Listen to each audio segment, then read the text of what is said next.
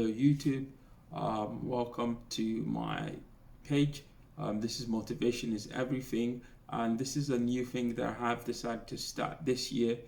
Going forward, I'm going to be releasing on every working day. I will be releasing what I have termed motivational morning speeches, and it's just an opportunity for you to be able to kind of tap into something on your way to work, make it a tradition to be able to listen to one of these, make it a tradition to be able to sit at work when you're feeling down, or to just listen to some of the things that I have in my heart. I believe that in these times of very large negativity, that it's something that's been laid in my heart to kind of speak to people and edify them and make them feel and know that there is still hope in our world, that the world can still have everything that they desire to have. And so that's why I have decided that every working day this week and beyond for the rest of the year, I will release a podcast. And going forward, I might kind of collaborate with a few people and have some interviews. But for now, it'd be me just kind of speaking and looking into history, looking into different religion faiths, and trying to kind of pull out key things that will kind of give people the opportunity to be able to overcome some of the difficulties they're having in their world, overcome some of the challenges that they face on a day-to-day basis.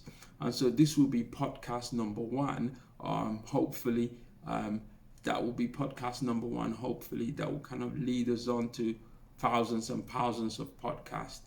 So if you are listening to this, you're a first.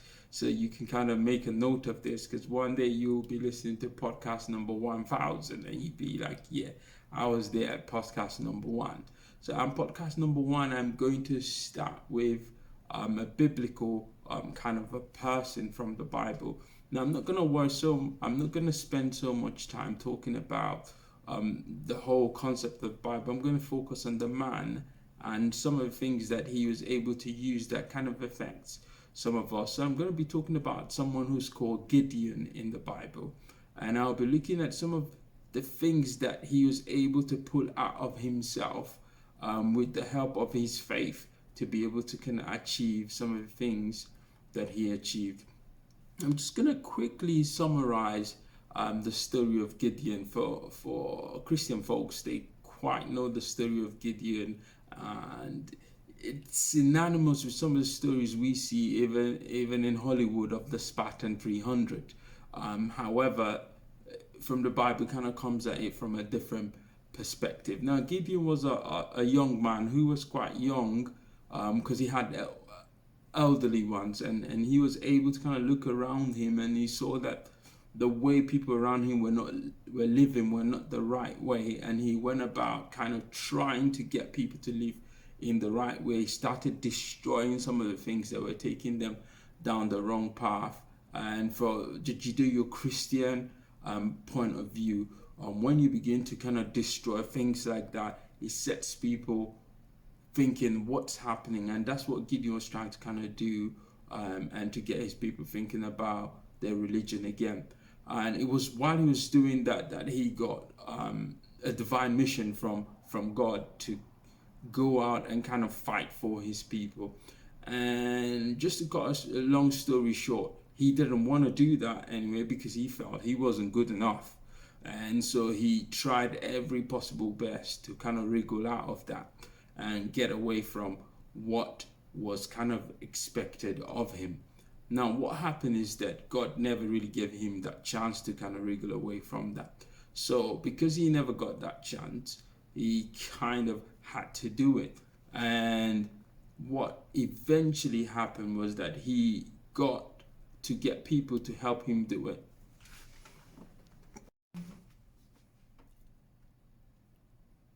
Now, Gideon was a man who really felt that his abilities wouldn't take him as far as whatever his calling was or whatever the task was for him. So he just decided straight away, I don't believe I can do it. You have to prove to me that I can do it. Eventually, he got all the proof that he needed, and he went on to assemble an army to fight.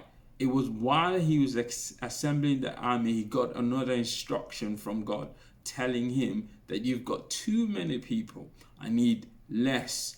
And he went through a whole selection process where he went from several thousands to 300. You can kind of see when I was talking about the whole 300 connection to that particular story. Now, when he got them down to 300, that was when he was allowed to kind of take those 300 people up and fight the war. And to kind of summarize that part of the story, if you want to know a bit more about it, you can read the book of Judges, about Gideon in Judges. If you're a Christian or you want to kind of know a bit more about the story, I don't really want to go deep down into that story, but from the book of Judges you would find the whole story. To cut that story short, he fought with 300 men and he won. And just like the story of Spartans, 300, but those 300 men kind of, at the end of reading through the whole book of the whole episode of Gideon, I was kind of thinking there are three things that stood out for me that I just want to speak about to anyone who is going through kind of difficult times, or who is thinking of doing something but not sure how they can get about doing it. Now, one of the lessons that I learned from here was Gideon was chosen, or was able to kind of get going, because he was on the lookout for things that weren't right. That's the first thing. You have to be on the lookout. If you're going to make a difference, you have to be on the lookout for what's not right in your environment. See, nature is littered around with secrecy. You can cast your mind all the way back to the Henry Fords. You can cast your mind all the way back to even 50, 60, 70 years ago, from the discovery of the atomic energy, which we can kind of ascribe most of it to Einstein.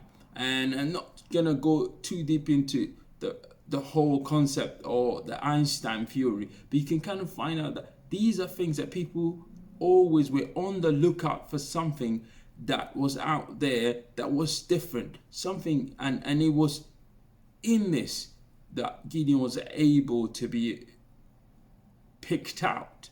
Now you have to be able to, or you have to always be on the lookout for something.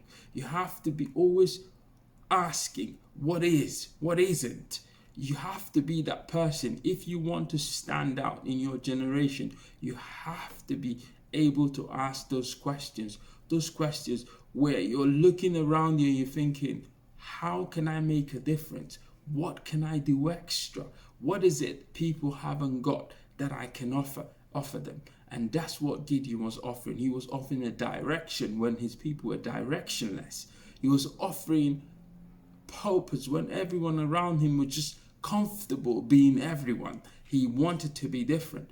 And that's one of the things that makes people stand out, when you can choose to be different.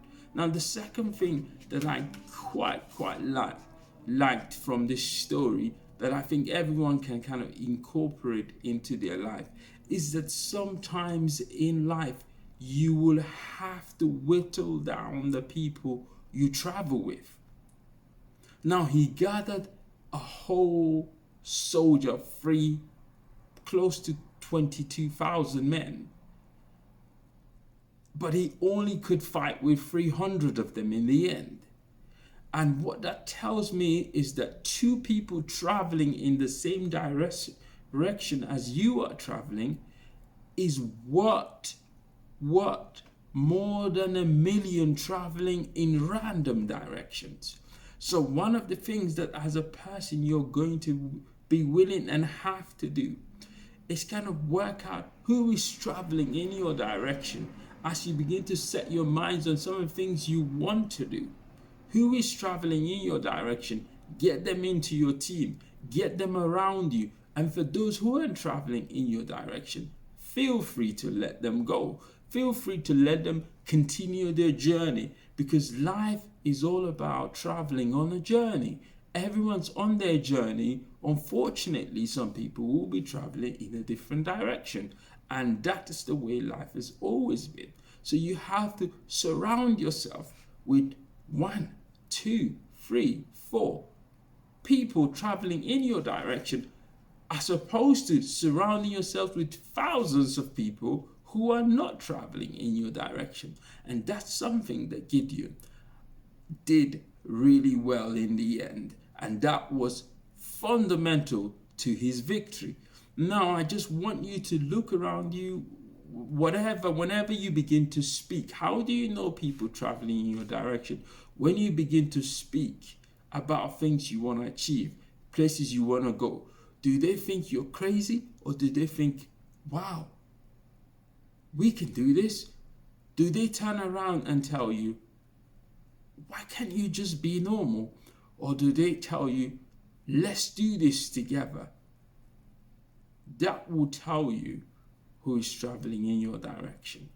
That will show you what direction and how you should be traveling. Now, finally, something that I got from him was that after he got those 300 men, he had to take them and fight for victory. Now, one of the things that most people, especially in our generation now, is that we live in a generation that is very focused on achieving things that were handed to them. I just want you to think for a second. They want things, but they want them to be handed to them. Now, no one has achieved anything of any importance. No one has excelled in anything that had it handed to them. Gideon, after he found his 300 men, he knew it was now time to fight for it.